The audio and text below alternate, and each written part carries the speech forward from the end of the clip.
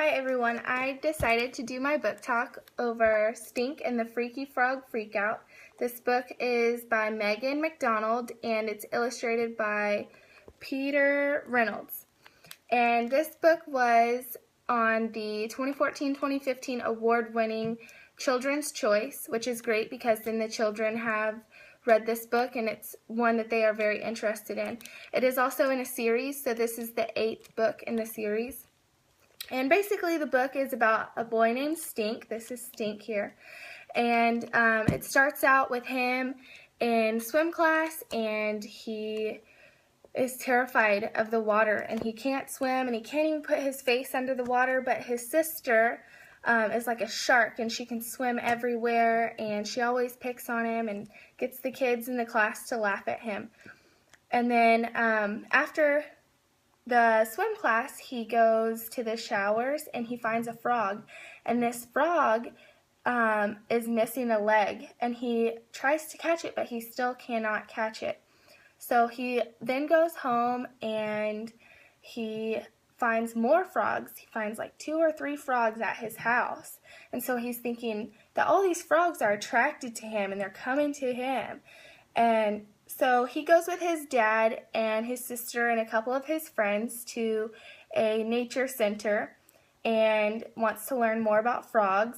So they go to this pond and they catch a bunch of different frogs and they look and see what the different types are, and he finds out a lot of information about frogs, and he's found several that have deformities, and so he thinks that it's from birds or just something that has eaten the frogs and made them have these deformities. But he finds out that what actually is causing the frogs to be deformed is that pesticides are causing these deformities. So he then decides that he wants to spread the news about pesticides and how it's not good for the frog population.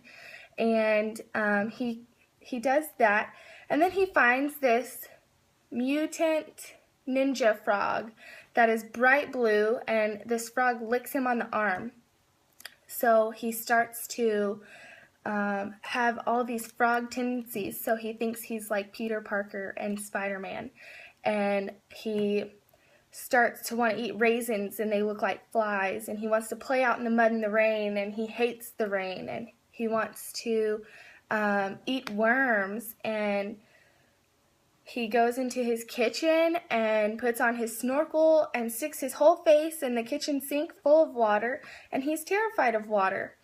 And so he, joins a group that lets everybody be aware of how many frogs are in their area and what they need to do to prevent the frogs from having deformities and dying. And at the end of the book, he is able to swim because he has webbed toes and he's turning into a frog from a little tadpole.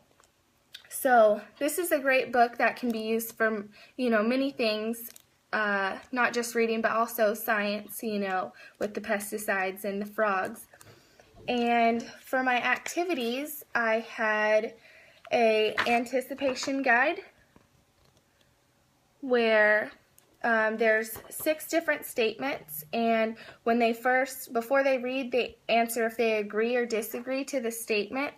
And once they finish reading, they will go back and put an X and decide if they had the right answer before they had read or if their answers have changed. And then for during reading, I have a story organizer, so they would put in the beginning, middle, and end what is going on, and they have to have the ability to pick out the major details that are the main idea. This is my filled out one. And then again, after reading, they would finish filling out the anticipation guide on the second half. And then for my 4th activity, 3rd or 4th, they are going to do a character profile after they have read. And basically, they will use Stink, the main character, and they will fill in information about Stink, like what is the character's personality, what does the character do, and what does the character look like. So those were my activities, and I hope that you want to read this book now.